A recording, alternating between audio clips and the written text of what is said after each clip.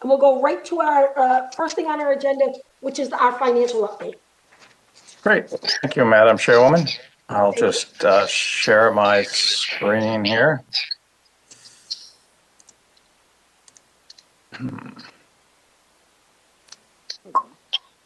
So I don't see the sharing of my, there it is. Sorry about that.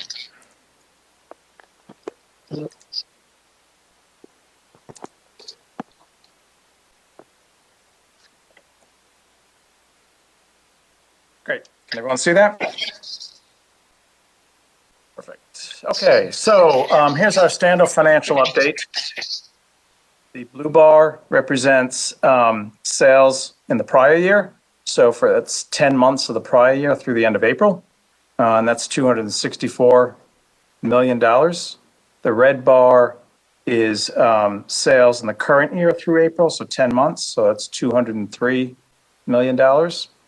And then the green bar is what the November Revenue Estimating Committee thought we would be at this point in the year, and that's $187 million.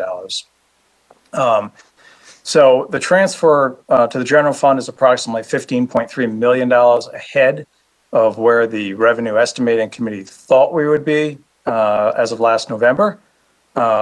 We had a goal of $254.5 million for the year. And so we made up quite a bit of money this month.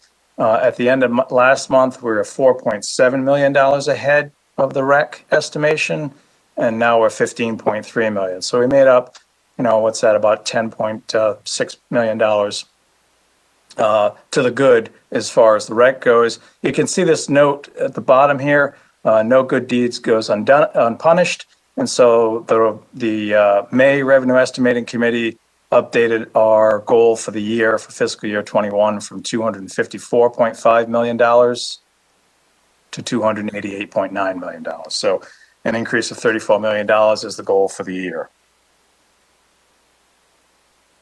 As far as individual products go, instant tickets continue to perform extremely well. They're $111.9 million ahead of plan, which is a 25% increase above last year. Mega Millions on a comparison basis is $13.2 million ahead of last year, which is 43% ahead. Powerball is $17.8 million ahead of last year, which is 14.77%. And Lucky for Life is a little bit behind where we were last year, $4.0 million behind, which is about $2.2 million behind last year. Moving on to Keno. Sales continue to improve on Keno as venues open up that have the Keno game in place. So this 5.58% positive variance from last year was 2.7% last year. So this moved from a negative position when you compare 1 year to the next year, so 10 months of last year to 10 months of this year. It moved from a negative last month to a positive this month. So it's all going in the right direction. Wild money is just about $7 million ahead of last year, which reflects 120.59% positive variance compared to last year. And this game will go to a daily drawing at the end of in the July. Daily numbers, sales year to date are $20.1 million, which reflects an increase of 7.4% compared to this point last year. And then video lottery through 10 months of April, the net terminal income at Twin River is 24% behind last year. And the net terminal income at Tiverton is 12.1% behind. So when you combine these two, we're 21.43% behind last year. If you skip back to fiscal year 19 pre-COVID and look at how we're doing compared to that year, we're 38.17% behind, or $165.5 million behind. And remember, the casino shut in March last year, so this year-to-date variance here, this 24% over the next 2 months, this is going to get a lot better each month So that's why you really have to go back another year to fiscal year 19 to get a bearing on how things worked pre-COVID. Oh, man. As far as man. I'm sorry. I'm sorry. Is there a question?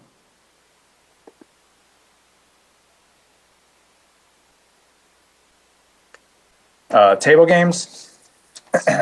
Table game revenue at Twin River was 28.67% behind last year, and at Tiverton it was 19.08%, for a combined variance of 26.63%. Again, going back to fiscal year 19 for the same 10-month period, so the period starting July 1st and ending in the end of April, we're negative 55% or $75 million in total win. So the state would get, a portion of that, 15% of that. I did authorize a fourth position at table games about 2 weeks ago, so we went up from 3 positions at table games to 4 positions at table games.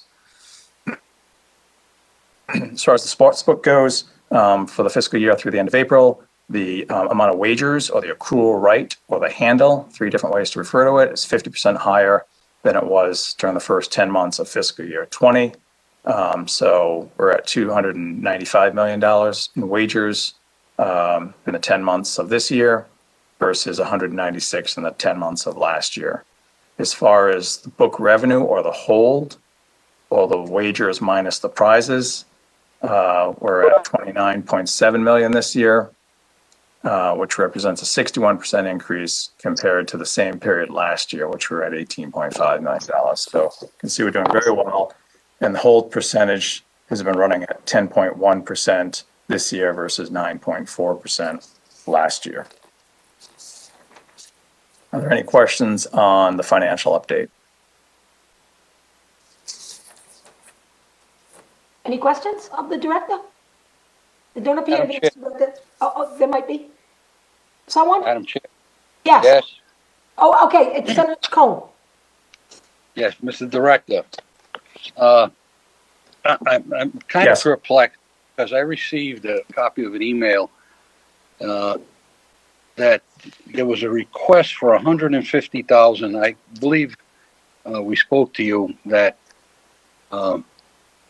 we had an amendment to a bill requesting up to $150,000 for the educational component for problem gamblers or young gamblers that are now doing it at a younger age.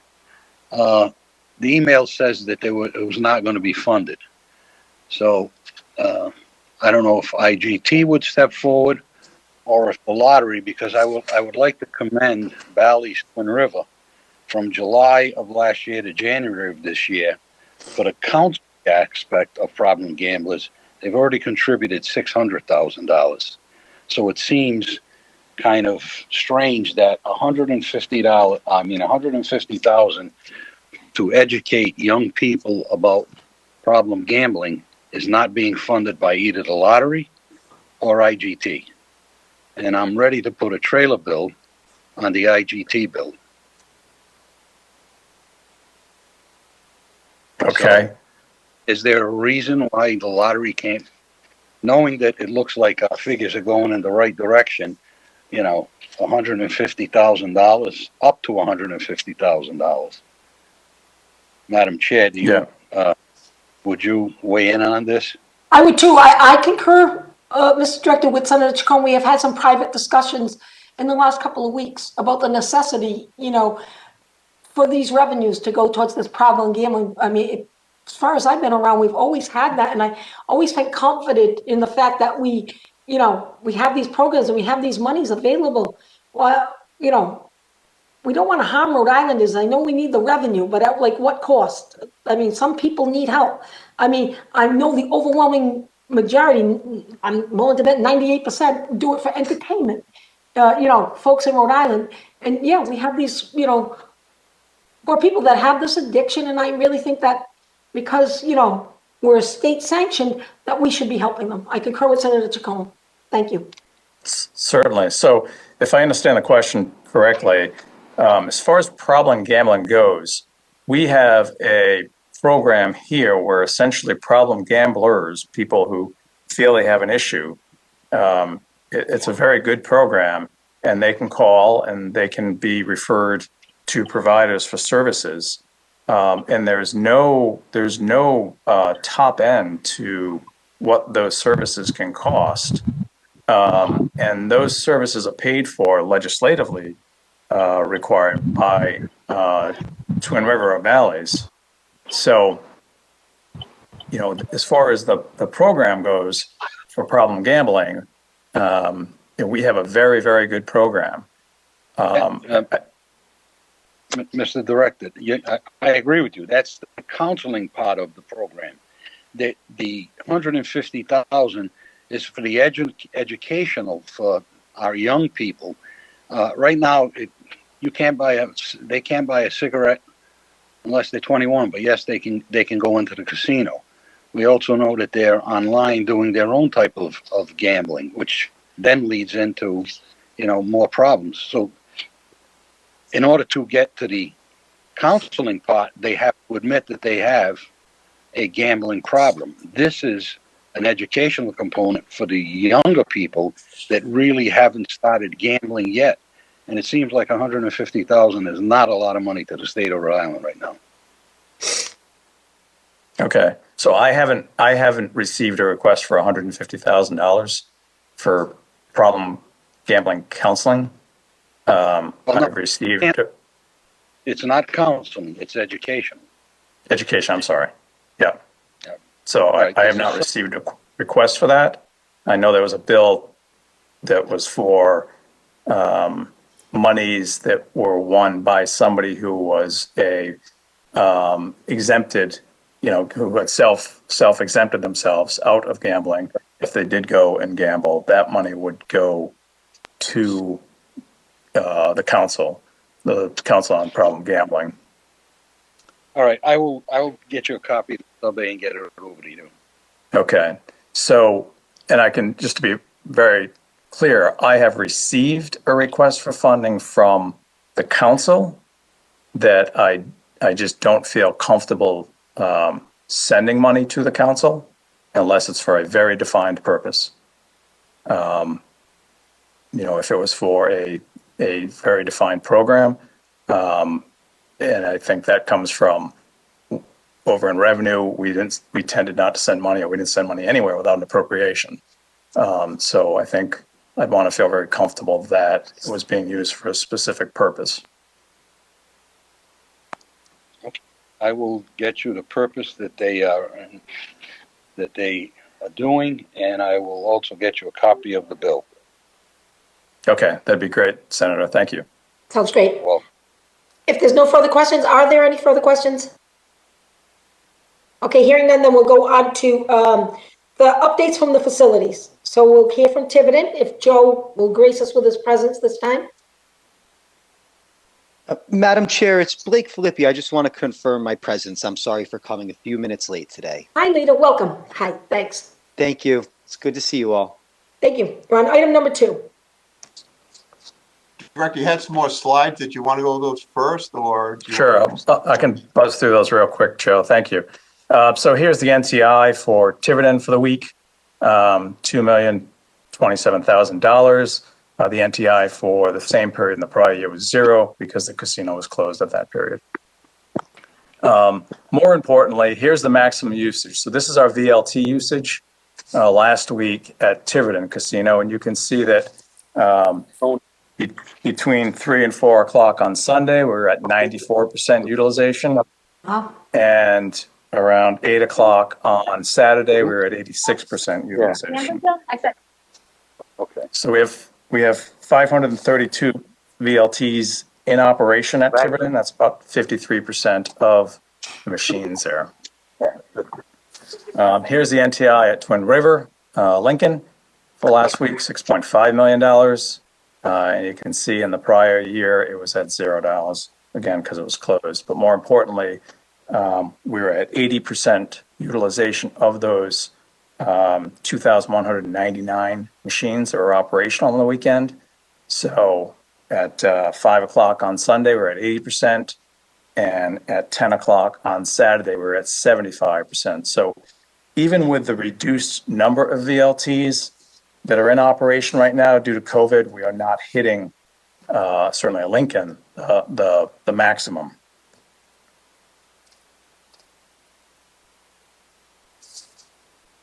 So at this point, I would say we're not losing revenue because of the number of VLTs we have in operation. Certainly, if people aren't going to the casino because they're afraid of COVID and things like that, then we're certainly losing revenue. Joe? Thank you, Director, Madam Chairperson.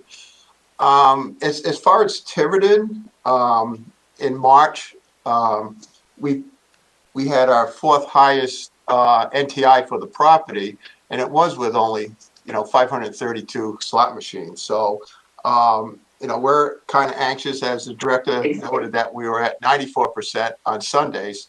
Seems after church, people come in after church. So, but anyways, so we are getting at capacity at times, but however, we're still able to the NTI was the fourth highest for the property. In April was not far behind. That was March. April was not far behind. So we had some pretty good back-to-back months, as I think you'll see throughout the New England casinos. As far as promos, we have, in addition, we have our regular slot promos where you can play promotions right at the machines. You don't have to get up. You don't have to go to the Players Club. You don't have to go to kiosks. You can stay at the slot machine and play the promos at the machines. And we also had a couple of sweepstakes. We had two $10,000 sweepstakes and one $20,000 sweepstakes in the month of April. And for our restaurant, and it really was pretty impactful. We did a buy one get one. We mailed out to quite a bit of our direct mail guests. So that being said, I mean, so since 3 weeks ago, not a whole lot has changed. However, the revenue, the NTI seems to be holding steady. And if anyone has any questions, I'd be happy to answer. Any questions of Joe? Okay, hearing none, we'll hear from Twin River. Good afternoon, Director Furcolo, Madam Chair. Always great to see members of the committee. Before I jump into the empirical side, Kim, would you like to reference promotional? Sure, thank you. Good afternoon, everyone. Promotional side, we have a table game giveaway called Lucky Free Bet. It started this past Sunday. It'll go till Friday. Then we also have Play More, Get More giveaway, which started again Sunday. Will go all the way till Saturday. Guests can win up to $1,000. And we have Friday Extra Play giveaway this coming Friday at the kiosk. They can win up to $5,000.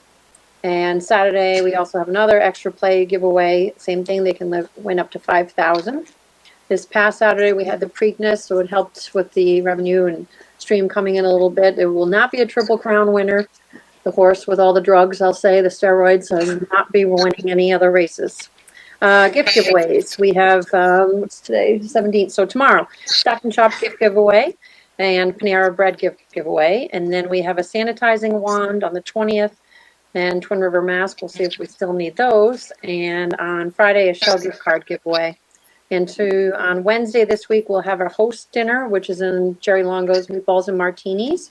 It'll be a dinner for two, and guests will get an earring and bracelet set or a micro touch razor. And we'll have another one of those in June. Those seem to be going very well. And we're continuing with our Match in New England slot play offer to combat the Connecticut and Massachusetts casinos. And everything else seems to be saying the same. I'm sure Craig will go into the amenities, which are open and closed. Does anyone have any questions? Any questions of Kim? Excuse me, Madam Chairwoman. This is Representative O'Brien. I just want to be marked as present. Thank you, Rep. I see that you're here. Good to see you. Good to see you. Thank you. Okay, so then we'll go to hear from Craig. Hi, Craig. Good afternoon, Madam Chair. Thank you, Kim, for the lead-in, and my comments closely mirror exactly what Joe Moore had said, that March and April are two of our strongest months of the year, providing that the weather remains favorable. So looking back at April, all the key indexes from slots to table games to food and beverage continue to positively track, and it seems every month is getting a little bit better. As Kim noted, the month of May halfway. Seems to be following that same track, perhaps not quite as strong as the preceding 2 months, but that's typical for this time of year. We were buoyed a bit by the Kentucky Derby the first Saturday of May. Sort of felt like old times here. Every facet of our business had a nice bounce and energy to it. So, we're hopeful that better days are ahead. We're still tracking with a number of our amenities offline, no entertainment, no hotel. Poker is also offline. The steakhouse is offline. But we're reviewing all of this, and as the restrictions sort of ease up, as the director noted, we saw an immediate bump up when the fourth position was added to table games earlier this month, and we saw some business return once occupancy in the restaurants were allowed to loosen again by the state mandate. So we're all tracking in the right direction, keeping everybody safe, and as Joe noted, we're hopeful that going forward, the road is a little bit easier to travel than the road we've been on. So that's the quick wrap up. Thank you. Craig, I'm going to ask what I seem to be always asking. What about the valet? Any movement on bringing the valet back? Thank you, Senator, for reminding me. We have a conversation set with the Teamsters Union on Friday, so we're going to start working through. Hopefully, if some of the restrictions surrounding the casino are loosened up a bit, amenities such as valet can be turned on. But we'll be discussing it directly with management and union on Friday to see if we can work out something to keep everybody safe and make sure we can do valet the right way. Okay, let's hope. Any questions of the members of Craig's school list? Chairwoman, Senator Paolino here. I'm sorry if I missed this question already, if this has already been discussed. Just trying to get an idea of where Twin River Casino will be going once the masks come off or reduced tomorrow. You want me to take that, Craig, or? Either. Yes, please. Yeah, okay. So we are still working on that, Senator Paolino. There's a lot of pieces to that. There's more guidance coming out from the governor's office. We expect tomorrow or Wednesday. And so really, it's a work in progress, I guess, is what I would say. But, what we would envision would be I think an area for vaccinated people versus an area for unvaccinated people. And so those two areas would look different, and there'd be different distancing requirements in those areas. Okay, and just trying to understand, how do you plan on enforcing that? Because as far as I know, there's a lot of different rules and regulations protecting people's medical information. So how would you identify someone who's vaccinated versus not? So I think that's going to depend a bit on what the guidance says, as far as the state level guidance would be. If I don't think we would be certainly looking to. It would be the honor system, is what I think it would be, but that is my hypothesis. Yeah, because I don't think you can legally do it any other way. Right. All right, but that's great. I think getting things open is definitely the right direction. We got a lot of people in Rhode Island vaccinated, so very, very optimistic about looking at these financial numbers over the next year. Thank you. You're very welcome. Thank you, Senator. Thank you, Tom. Any other questions? I can't really see, so, okay. I will then move to, we can now move to item number 4, marketing and promotions. So just very quickly, we have a few instant games coming out. $1 game, Pocket Change, and a $5 game called Cleopatra Slots. I don't have any other announcements, Madam Chair. Okay, yes, because our meeting was so short. Okay, great. You have any other updates, Mr. Director? No, Madam Chairwoman. Okay. Any questions in general of any of the committee members before we move to adjourn? Doesn't appear to be. Okay, our next monthly meeting will be Monday, June 21st at 4 p.m. Boy, time flies. All right. So if there's no further business to come before this commission, Senator Paolino will move to adjourn, seconded by Rep. O'Brien. Rep. O'Brien. Thank you, folks. The meeting stands adjourned.